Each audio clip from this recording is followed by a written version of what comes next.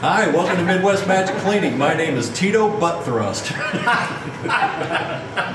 We are here with Chris and Bob, and we are. Is it the Brown Shoe Company or the Buster Brown Shoe Company? Brown Shoe Company. They made Buster Brown shoes. Okay, and we're in Charleston, Illinois, and they have been working on a 66,000 square foot factory that Chris bought, and they're clearing it out and fixing it and repoing a whole bunch of stuff from here to the dump. Yeah. And we're going to take a tour around the place and show you guys probably the biggest hoard you have ever seen. Like, it's crazy. And the thing is, it's like part of it is legitimate hoard because the previous owner had been going to auctions and just storing all the stuff here. For a lifetime. Yeah, for like 40 years. That's like a crazy amount of time. But then there's also just all the old stuff left from when it was a factory, like several factories actually over the years, 2 or 3 different factories. So yeah. Yeah, so this is a world record that you do not want to hold. No. Yeah, I don't know, is that a badge of honor or is that like... No, more like the walk of shame. Yeah, it's going to be pretty cool. Plus we get to ride a really cool elevator, so that's going to be neat. So, well, hang on, enjoy the ride. Yeah.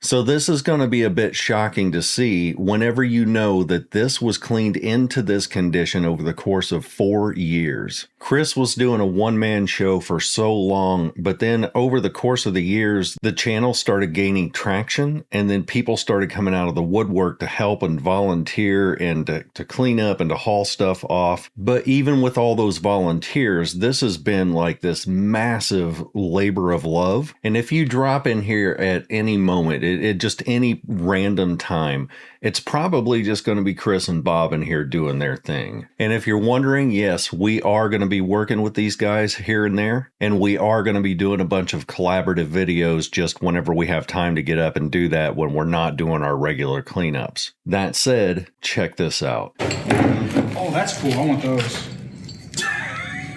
Because look, you can put those on the wall, and then you can mount anything you want. Oh yeah, just like sliding. Any kind of... When I say I want something, Bob rolls his eyes. I just shake my head. And then we think this was an original machine table from the factory. It's the right color and the right vintage. Well, I think it's time to take a break, Bob. Yeah, there you go. Shoot another video. Yeah, they ran a machine of some kind.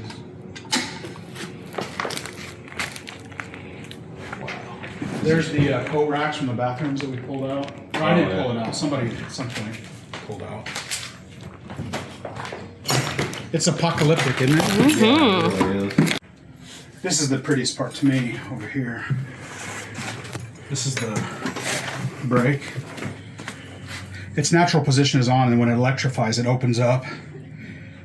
That way, if the electric goes out, it just slams shut again. Oh, okay. Yeah, that's so cool. Here's the old. This is the culprit that took us 4 years to figure out right here. With all those relays. Yeah, that's so nuts.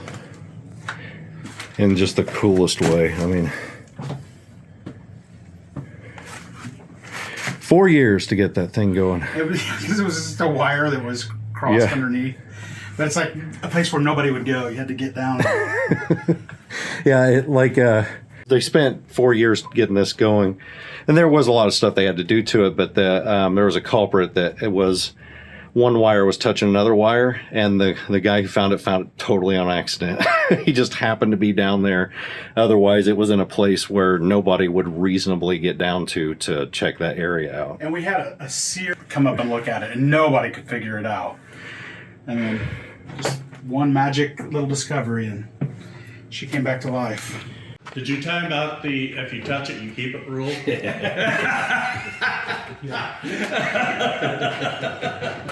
So Bob was originally a fan of the channel and a fan of the project, and then he noticed that there were a bunch of things he knew that Chris didn't. Bob is in the red shirt, Chris is in the blue. And there was actually a point where Chris was trying to cut some glass, but it was tempered glass. And Bob knew what I know because I'm an aquarium fanatic, which is if you try to cut tempered glass, it's going to explode. Well, at the same time, Bob had a pressure washer. He's like, I'll just bring him down this pressure washer. And then while he was there, he taught him how to cut some glass.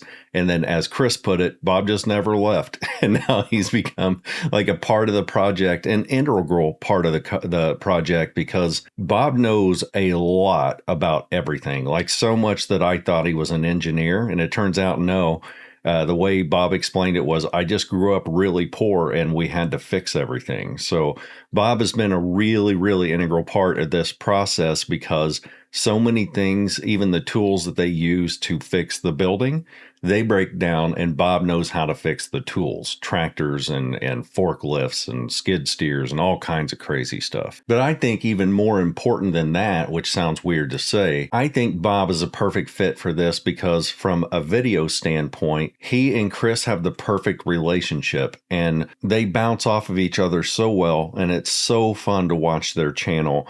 And if you could give them a subscription, I would love to see them hit 100,000 subs within the next 2 weeks. They're almost there right now. And man, we could bring them over the top in a heartbeat. All you have to do is just click on their channel link in the description of this video, hit subscribe. It's free. They absolutely deserve their first YouTube plaque. Now, I would suggest binging their whole channel. I was going to say if you go there, but when you go there, you should go there. The whole channel's worth binging, but if you want a good starting spot to where you don't want to binge the whole channel, I would go back about 5 months. Now that sounds like a whole bunch of videos, but you have to keep in mind that Chris, though he's from this area, currently lives in Poland. So he splits a couple months there, then a couple months here, then back a couple months there. And so there are points where they can't film because Chris is not in the country. But about 5 months ago, he did a service to the channel, I think, where he gave a big sort of wrap-up series of videos to be like, here's where we are and here's where we came from. If you go back even further than that, you'll see just massive amounts of trash and everything everywhere. You'll be able to see the video in its mostly original condition from when he got it. But about 5 months ago, that's when he started making sort of these wrap-up videos to catch everybody up to speed. And then you can see how he progresses from there. I binged a ton of their videos as soon as I found them quite a while back. And like I said earlier, it's not just what they're doing. It's how Bob and Chris bounce off of each other, and they're so genuine and fun to watch. And you can tell they're having fun at every moment, even though this is absolutely exhausting, back-breaking work. And when you see them run into a problem like, say, a tractor breaks down, and they spend a couple videos trying to figure out what's going on, and then all of a sudden, 3 videos later, they're like, oh, I just figured it out. And then you see the resolution to that problem. There's just something so satisfying about that. Like my girlfriend Jennifer was watching, and she has no interest in mechanic stuff whatsoever, but she was so tied into them fixing a specific piece of equipment that whenever they did solve the issue and they finally got it running, it was like this perfect bow that wrapped everything up. And don't get me wrong, the channel's not about engines. It's about solving problems and turning this massive ball of chaos into organization. And it's every single episode is just wonderful to watch. Right before you guys showed up today, we threw a toilet off the roof. Yes. That's one of the benefits of a project like this. And I was trying to video that one, and the sun was so bright, all I could see on my phone was me. And I was like, okay, we'll see what happens. Wow. So I bought all that roofing for $2,000 when I thought I was going to do that style of roof. Wow. That's something we could sell probably. Probably is. The roofing? All this flat roofing, yeah. What are you going to do on the front? Well, we only need like 20% of that for that front. Oh, okay. Yeah.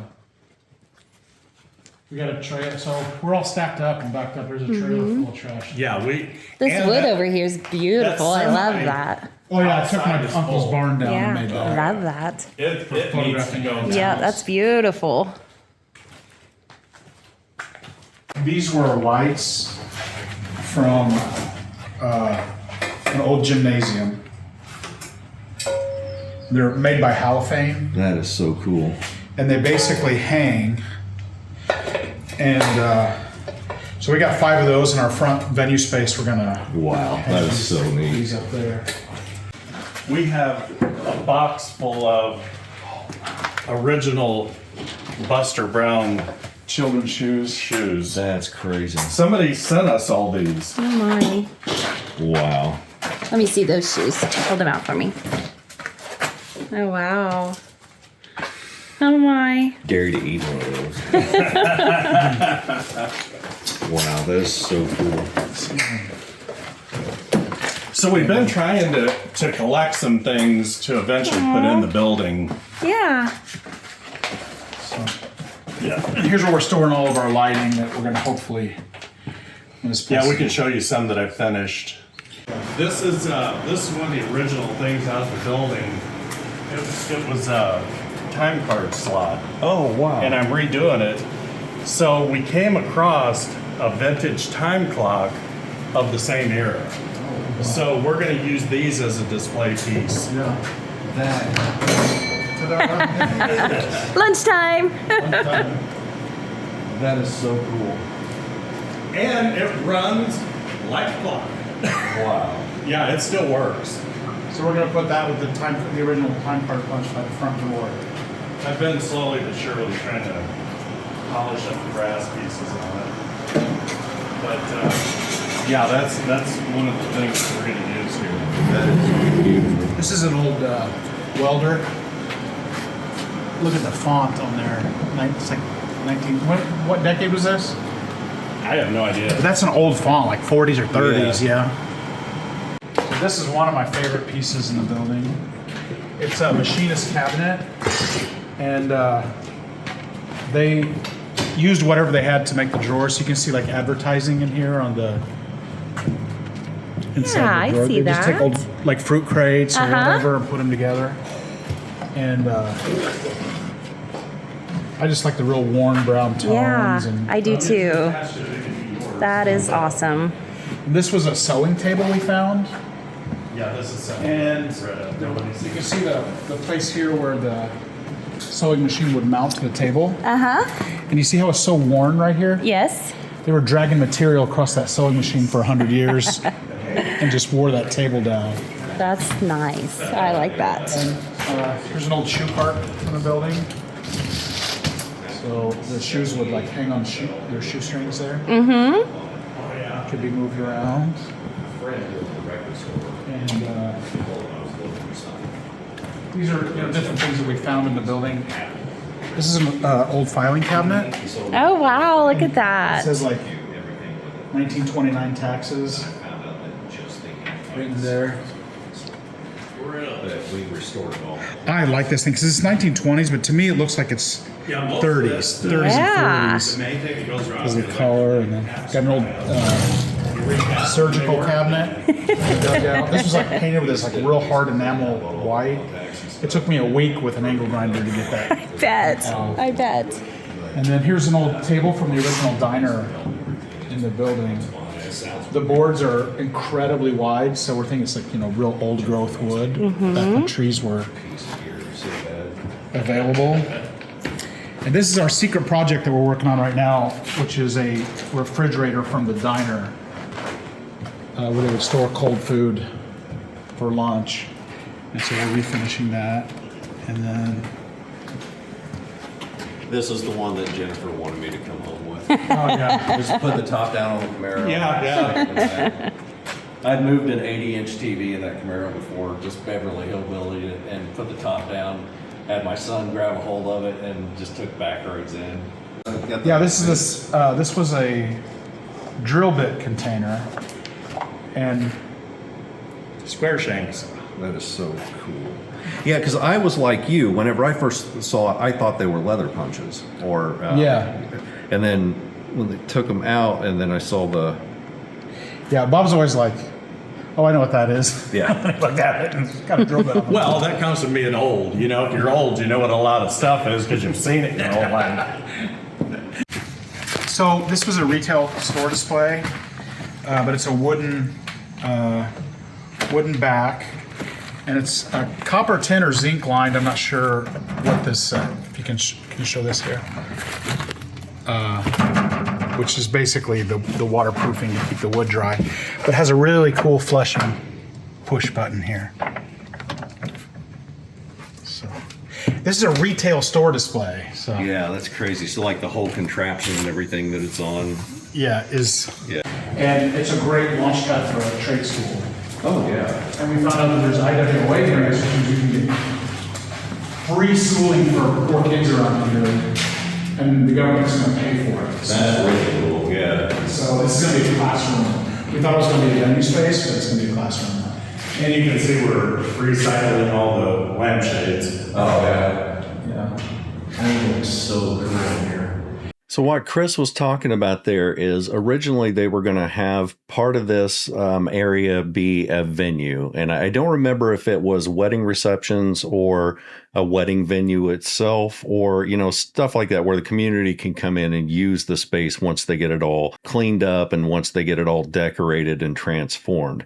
However, it made more sense to turn this into a trade school because it's an old school factory. It's already set up for this stuff, and he already has a nonprofit in place. And so he could get schooling for people who we desperately need more people in the trades and for people who can't afford it. And that's one of the things that really drew me to this channel and this project is that not only is it just taking something that's old and restoring it and just cleaning up this big, massive mess, but it gives back to society in such a huge way because we need tradespeople so bad.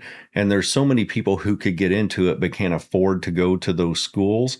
And now we can provide that stuff, or they can provide that stuff to people who otherwise wouldn't have that opportunity. And I think that'll be such an incredibly worthy program. Again, their channel is called Brick and Soul. They're linked in the description. Please, please, please hit the subscribe button on their channel. When they get 100,000 subscribers, they get a cool YouTube plaque. And after 4 years of them putting in blood, sweat, and tears on this thing, that's the very least that they deserve. Members, I will see you this Wednesday. Everybody else, I'll see you next weekend. Later.